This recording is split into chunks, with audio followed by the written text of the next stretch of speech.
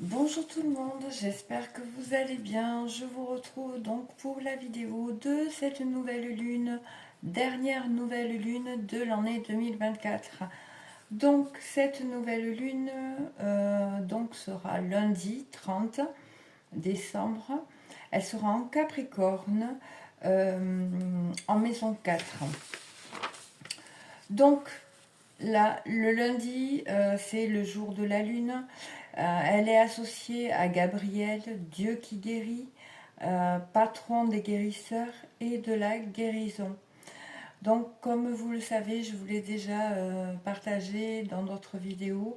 En fait, à chaque mouvement lunaire, il y a une ouverture au niveau de notre chakra coronal qui laisse passer certaines lumières, donc certaines informations qui peuvent amener effectivement des guérisons.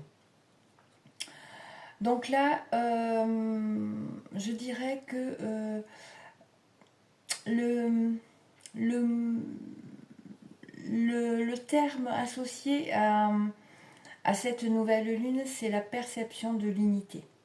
Voyez, c'est vraiment ça que cette nouvelle lune amène comme énergie.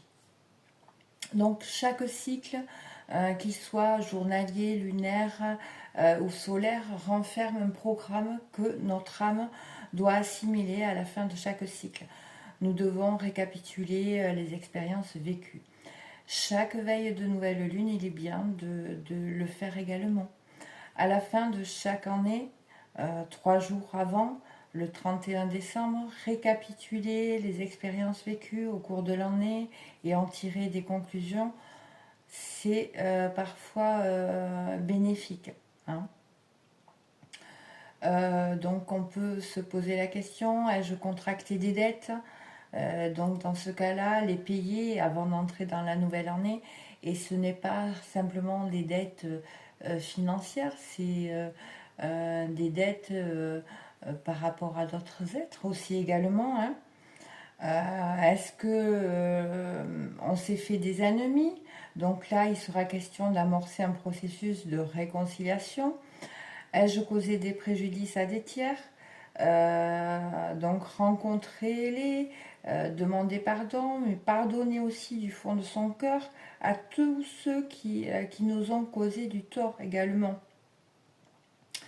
Il est question aussi de que devrais-je faire et que je ne suis pas arrivée à faire malgré ma bonne volonté au cours de cette année également.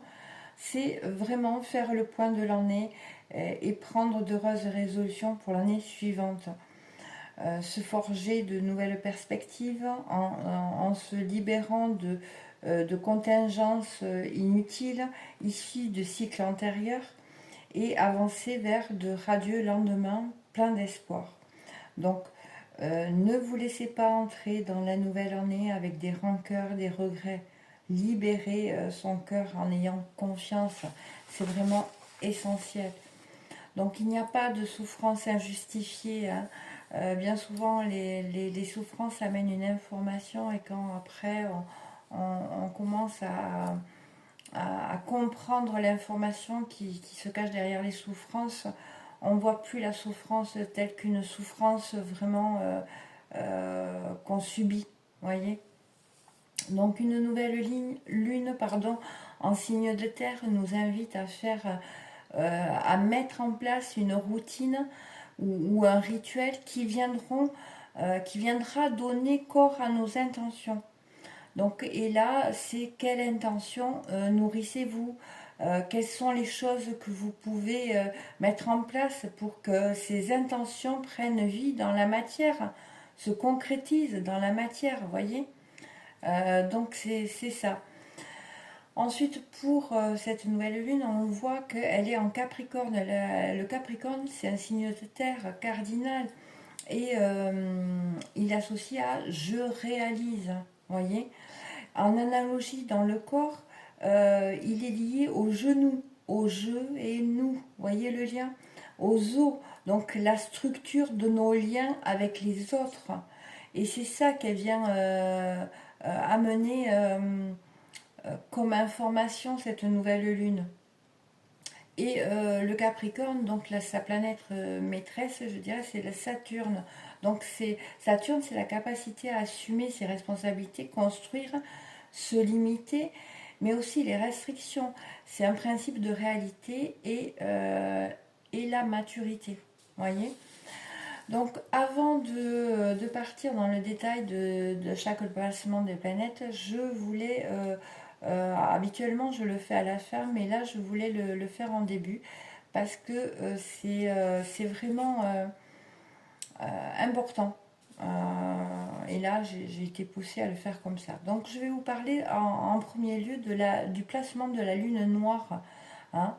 La lune noire, ça parle de nos dettes, de nos erreurs karmiques. C'est l'obscurité à dissiper, c'est les énergies à vaincre, des blocages, des peurs, des inhibitions, un manque existentiel, voyez, à travailler, à dépasser ou à essayer de combler pour ne plus avoir à vivre de manière inconsciente et compulsive les mêmes schémas, d'accord? Et c'est souvent lié à des erreurs passées, traumatismes karmiques à libérer. C'est les leçons qui sont non comprises qu'il nous faut intégrer. Et donc là, la lune noire, elle est en maison 1, en balance, donc elle nous parle des luttes à exprimer ce que l'on ressent, elle nous parle d'angoisse existentielle, euh, elle nous parle du fait d'être soucieux de son apparence avec le désir de contrôler sa façon d'être avec les autres, quitte à se montrer parfois dominateur ou autoritaire, de peur d'être exclu. Et il y a effectivement, il peut y avoir énormément d'émotions contradictoires qu'on peut ressentir avec ce mouvement lunaire.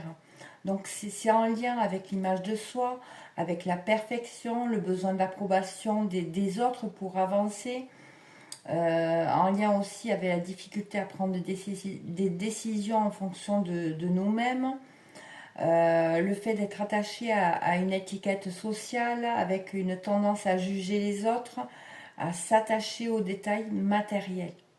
Donc là, il sera question d'être plus indulgent envers soi-même et envers les autres.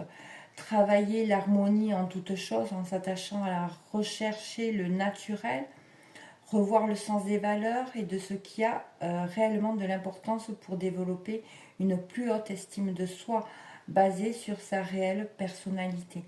Donc voilà ce qu'elle nous vient nous dire, cette lune noire. Et là, c'est pour le collectif, c'est pour tout le monde. Voyez. Ensuite, on a le nœud nord en bélier. Le nœud nord, c'est le chemin de vie à emprunter pour nous réaliser, nous détacher des schémas. Hein, voyez, c'est nos désirs, nos aspirations, ce qui nous motive, notre incarnation, notre objectif. Et là, le nœud nord, il est en bélier en maison 7, donc qui nous parle d'arrêter de se soumettre aux conventions et avoir le courage d'être soi-même, assumer seul ou seul ses désirs qui ne rentrent plus dans des conventions dans lesquelles on peut se trouver. Et il est question de compter sur sa propre volonté d'être là. Donc voilà comment on peut dépasser justement ces schémas, ces répétitions et se libérer de dettes karmiques, voyez.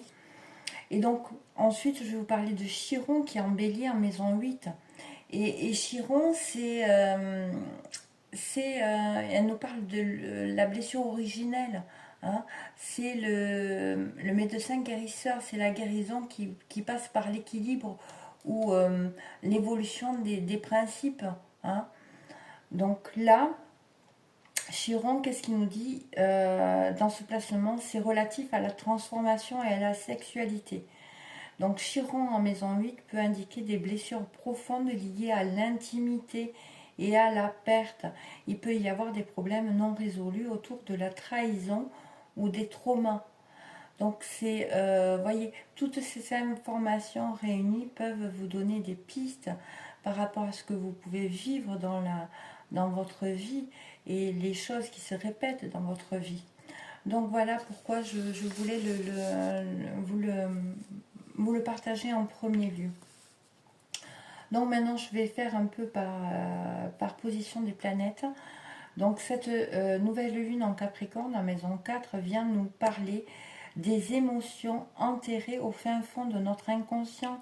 Elle nous parle de notre intimité, mais également de trouver un équilibre entre action dans le monde et notre bien-être intérieur.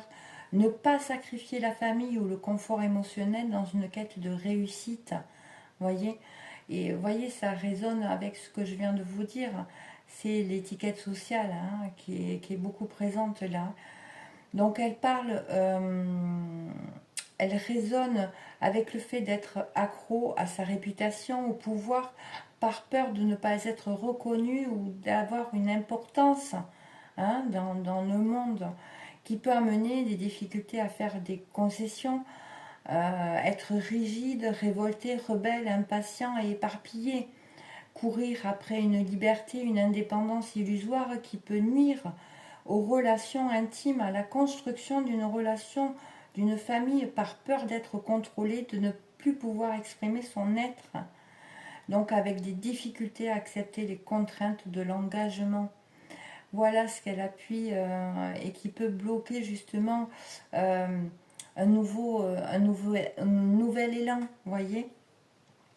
Donc avec Pluton en Verseau, donc le Verseau, c'est, je sais, c'est lié aux nerfs, aux veines, aux chevilles, hein.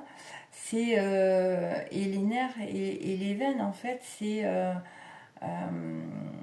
c'est c'est notre système électromagnétique, qui fait que on a tous du magnétisme, vous voyez. En maison 5, c'est lié, c'est la maison de l'amour, du plaisir, de la créativité. Et Pluton, c'est la transformation. Donc il sera question de transformer, renaître, exercer son pouvoir en croyant en soi, en son soleil intérieur, en son cœur, développer un moi, apprendre à se valoriser pour évoluer, s'épanouir en faisant et en allant vers ce qui nous rend heureux, vers ce qui nous procure de la joie, du plaisir, et de créer à partir de cet endroit-là. Donc, et pour cela, il faudra sortir des luttes, des obsessions, de l'autosabotage en canalisant son mental, rationaliser ses pulsions, ce qui pourra vraiment éveiller ou réveiller notre créativité. Voyez, donner de la puissance à cette créativité endormie ou bloquée. Voyez. Donc sortir du cercle vicieux, de rechercher tout le temps l'excitation dans tous les domaines de vie à tout prix, voyez, et s'en lasser très vite. Comprendre que se cache derrière une peur de perdre le contrôle, peur de ne pas être à la hauteur, peur de ne pas faire ce qu'il faut, et qui amène bien souvent par faire quelque chose qui ne n'exploitera pas notre potentiel et qui ne nous fera pas vibrer et ne nous nourriront pas. Voilà ce que nous dit Pluton dans ce placement. Ensuite, nous avons Vénus, et Vénus, elle nous parle d'attirer à soi et d'être attiré, de partager ses valeurs, vous voyez.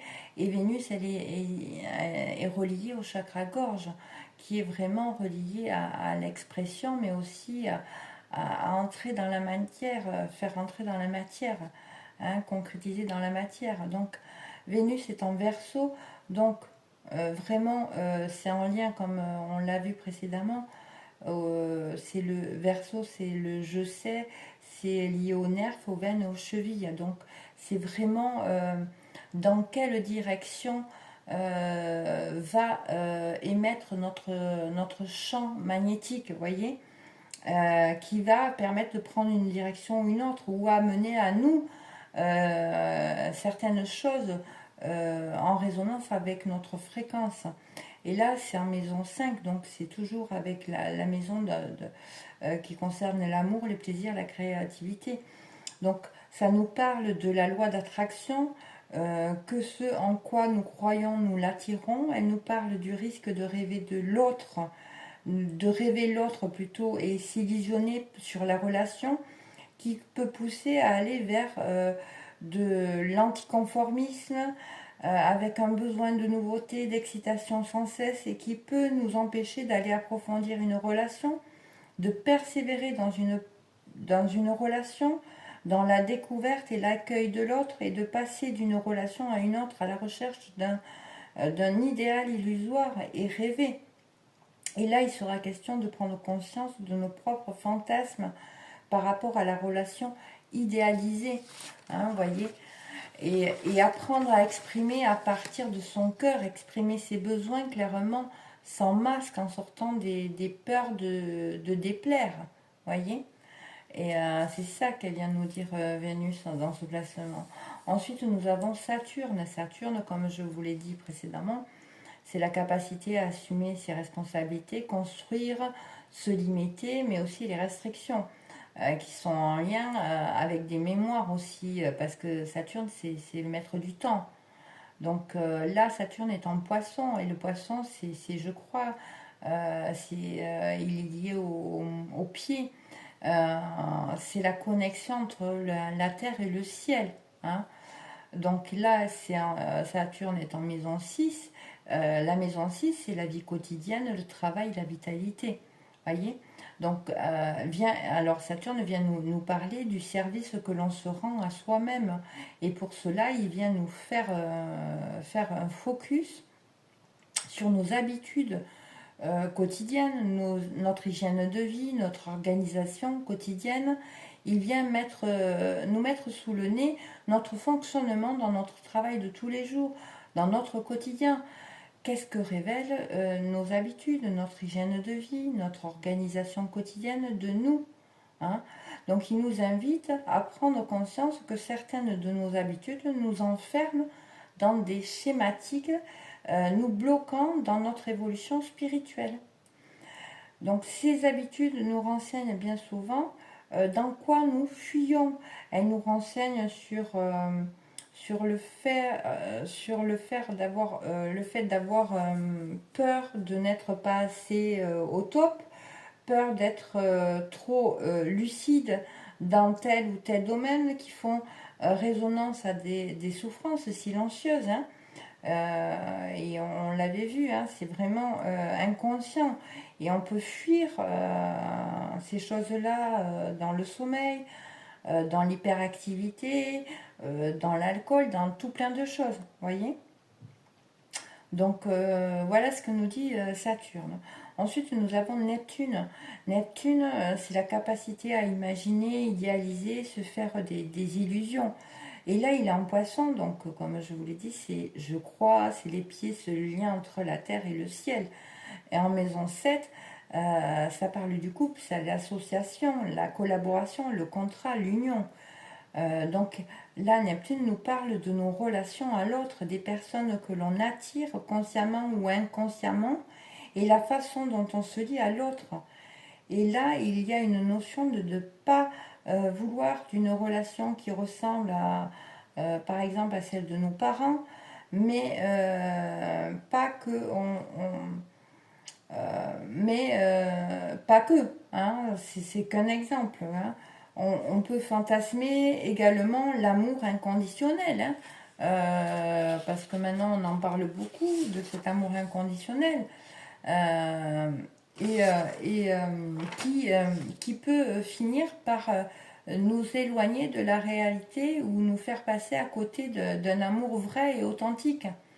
Donc rêver, fantasmer ou s'illusionner sur des relations euh, comme les flammes jumelles, les âmes sœurs et tout plein de choses, nous éloigne bien souvent de l'essence même de cet amour. Cet amour n'a pas de caractéristiques matérielles, je dirais, ne rentre pas dans des cases définies que nous connaissons, hein, que nous pouvons connaître dans d'autres relations lambda, hein. Il vient faire voler en éclats toutes les croyances autour de l'amour et de la relation. Et pour cela, il est nécessaire de lâcher tous nos idéaux, croyances et illusions par rapport justement à la relation, à l'amour. Des exemples, c'est l'amour, c'est comme ça, ou s'il m'aime, il doit ou il ferait ça, voyez. Non, ça ne fonctionne pas comme ça. Et c'est vraiment justement pour faire voler en éclats toutes ces croyances et ces pensées limitantes qui font que, à l'heure actuelle, euh, on ne sait plus réellement qu'est-ce que c'est l'amour. Hein. Y mettre vraiment des mots dessus qui pourraient le décrire, c'est compliqué. Hein. Donc voilà. Donc maintenant on va passer à Uranus. Uranus c'est la capacité à surprendre, à se rebeller, à se libérer. Et là il est en taureau. Donc le taureau c'est je possède, hein, c'est lié à, il est lié avec, par analogie dans le corps, à la gorge. En maison 9, la maison 9 c'est la maison des grands voyages, de la spiritualité, de la philosophie, du savoir. Hein. Et là, Uranus nous dit que nous possédons tous la capacité de surprendre, de nous rebeller, de nous libérer en élargissant notre horizon, notre savoir, nos connaissances, en osant faire le grand voyage de l'éveil et de la spiritualité et se laisser guider par son cœur, par ce qui nous attire.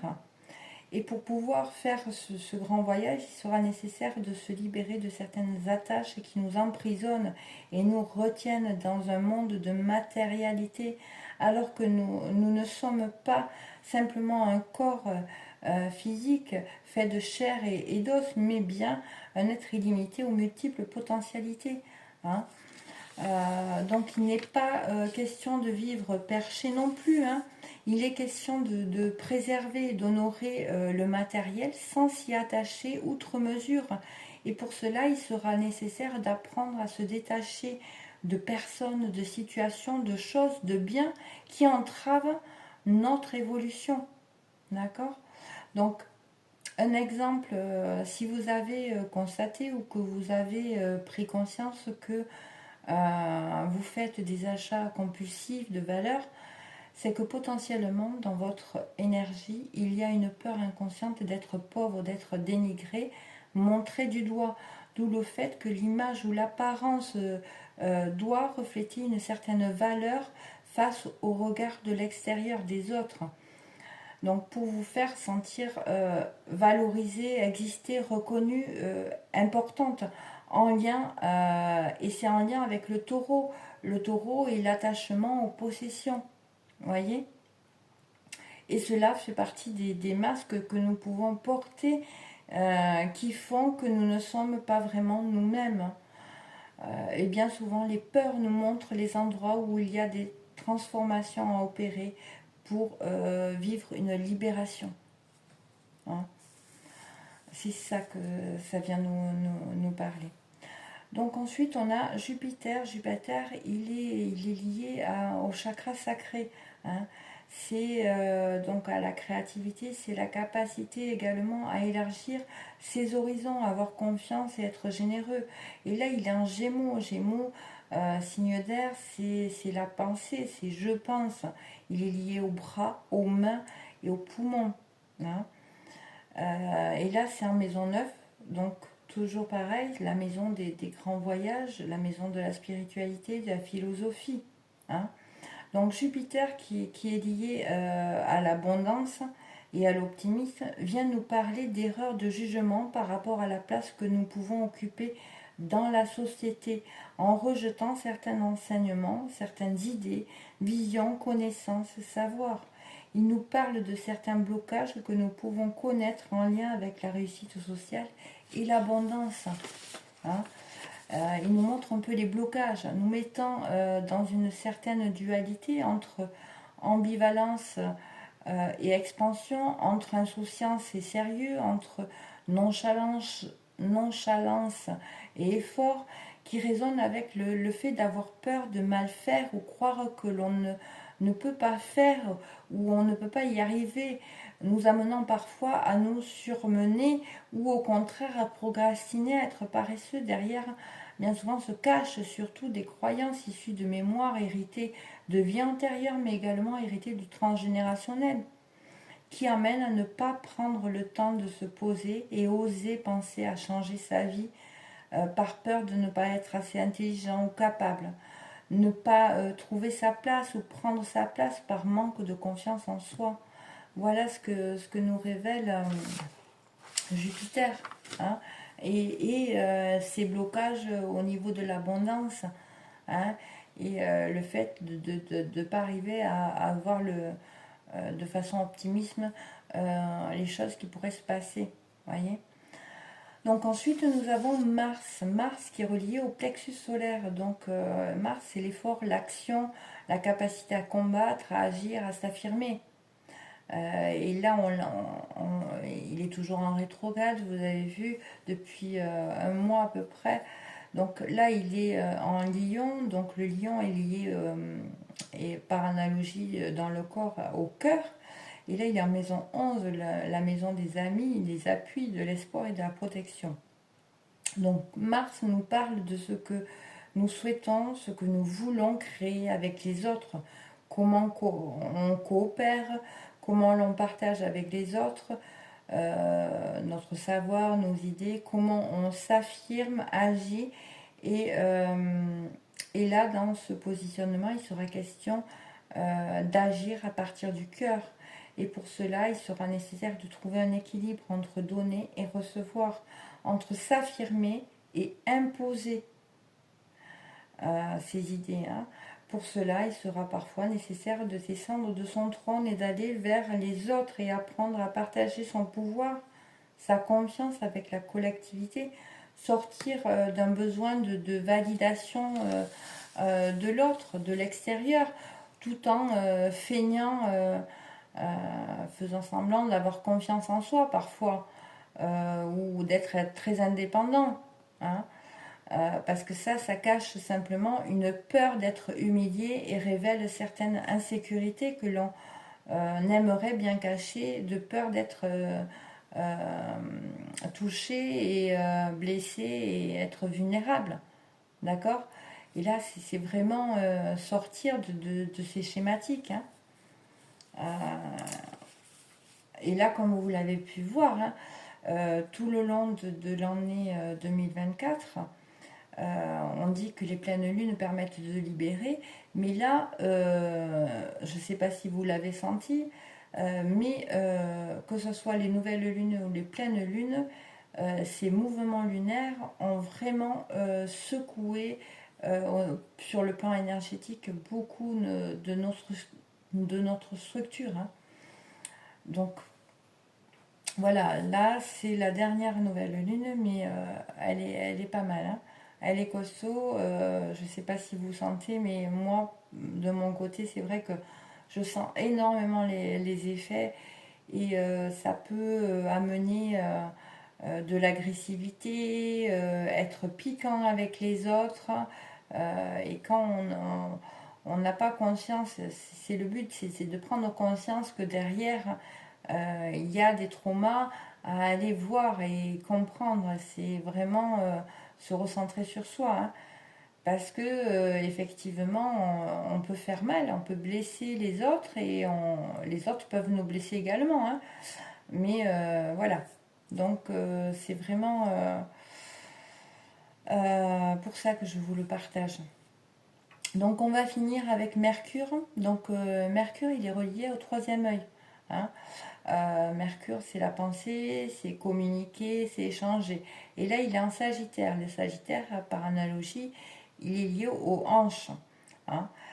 Et là, c'est en maison 3, donc la maison des autres, des amis, des proches et des démarches. Donc Mercure nous parle de comment nous percevons les choses autour de soi, quelles sont nos pensées qui y sont rattachées, comment l'on communique, échange, comment l'on vit nos relations avec nos proches, quels sont nos réseaux et comment on l'établit ce réseau. Hein. Il nous parle que parfois nous pouvons mettre sur un piédestal certaines personnes, certains amis, certains proches, hein, les suivre et faire comme certaines personnes, car nous pensons que cela est bien pour nous, entre guillemets, hein, et que parfois nous aimerions arriver à faire ce que les autres font, et nous allons les prendre pour exemple. Hein. Mais parfois nous courons après quelque chose qui n'est pas nous. mais seulement l'idée que l'on s'en était faite par manque bien souvent de confiance en ses facultés intellectuelles, pouvant nous faire nous enfermer dans des conventions, des traditions, en devenant intolérants, voire critiques envers de nouvelles perspectives, visions ou perceptions. Voyez, et le fait de taire nos idées, nos opinions, notre vision, de peur de ne pas être compris ou approuvé, nous rend rigides, fermés à de nouvelles choses. Et finalement, on devient égoïste en ne partageant pas ou plus notre lumière, notre essence, nos idées, hein, notre richesse. Et là, c'est une vraie bombe à retardement jusqu'au jour où on envoie tout balader avec perte et fracas. Et là, ce serait dommage d'en arriver jusque-là. Donc, si la prise de conscience arrive avant, c'est bien, parce que ça peut éviter également certaines problématiques. Donc, nous sommes nombreuses à rechercher un but dans notre vie sans forcément arriver à le trouver. Et là, j'avais envie de vous dire, si le but n'était pas à l'autre bout du monde ou dans un idéal inaccessible, mais en nous tous, à l'intérieur de nous, dans le fait d'être pleinement nous. Et en fait, c'est ce que je retiens de cette nouvelle lune, ce que je perçois de cette énergie, c'est ça. C'est vraiment être nous-mêmes. Donc voilà. Voilà ce que je souhaitais vous partager par rapport à cette nouvelle lune du 30 qui vient clôturer donc cette année 2024. J'espère que cela pourra vous éclairer, vous soutenir, vous donner quelques pistes de réflexion, de conscientisation.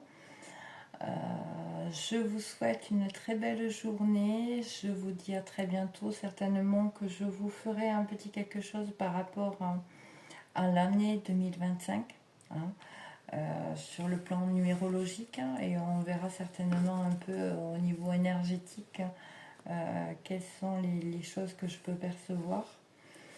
En tout cas, je vous embrasse très fort. Je vous remercie infiniment pour vos abonnements, vos likes, votre soutien. Le soutien énorme que vous partagez à ma chaîne, à notre chaîne.